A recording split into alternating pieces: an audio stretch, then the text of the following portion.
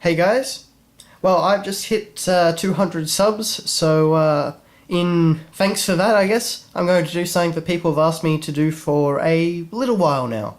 And I've put it off because I want to do a proper playthrough of the game, and to do that I need expensive watch batteries.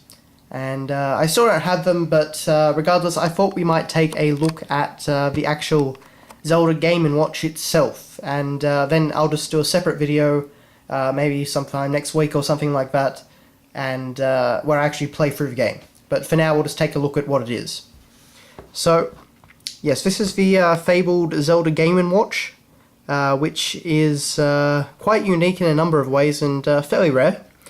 It was actually one of the Game & Watch games, I think the last Game & Watch game to ever be released. It was released in 1989, and from what I can find, was actually exclusive to North America. Now, I actually don't know how it made its way to Australia, because I got this from my cousin, and he was packing up, all his stuff to leave home, and he found this. So I was nearby, and he knew quite a lot about how much I love Zelda, so he gave it to me. And so I've got no idea how it made its transition from the US to Australia, but here it is. So, the first thing you'll notice is you've got this nice green and silver sort of colour scheme. It's very shiny, as you can see, the swords particularly, so that's a very nice touch. The artwork is very similar to Zelda 1, at least in terms of Link. This is all completely different from anything else in Zelda, and kind of looks a bit more corny. But this game is actually based off Zelda 2, Adventure of Link. So it is one of the rare games, Zelda games, which is actually a side-scroller.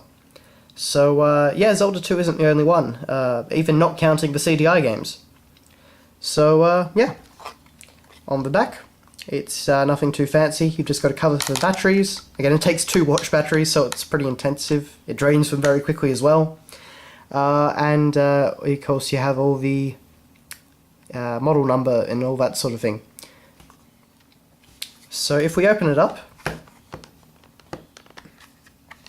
there we are, you can see it's all done very nicely. There's a lot of effort put into the presentation. So at the top you have Zelda, and down here you have the two the swords in the style of the sword that's in the logo when you boot up the original NES game, and of course you have a dragon.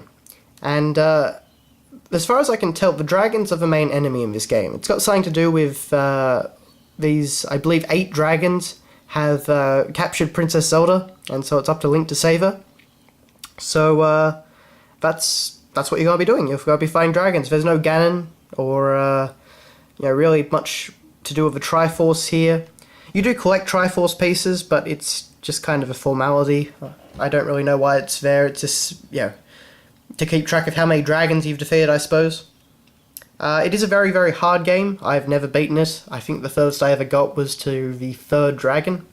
It is rather difficult. But as you can see, if I move out of the way here, which is more difficult than you would think, you can see on the screen we have a few different things. We have a Triforce symbol, we have something that says Tomahawk, we have something that says Map, and we have something that says Water of Life. Well, in traditional Zelda fashion, of course, you can collect items. And you've got a few different weapons, and Water of Life heals you. The map obviously tells you...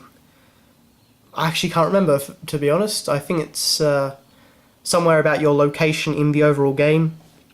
Because there's no dungeons or anything, it's just a matter of fighting monsters and get to the dragon. And the Tomahawk is, of course, a weapon.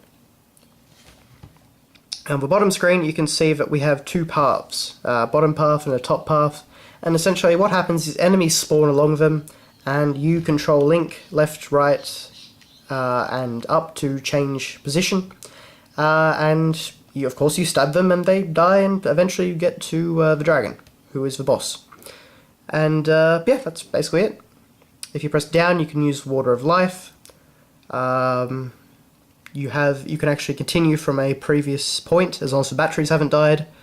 You start up the game by pressing the game button, and I don't know what the time button does, but Yeah, it's fair. I haven't played this in a very long time, actually, so when I actually get batteries, we'll go through it far more in depth. But this is the machine itself, and you can very much say it's the origin of the Nintendo DS. And it looks very, very cool, very, very fancy. Anyway, so that has been your look at the Legend of Zelda Game & Watch system.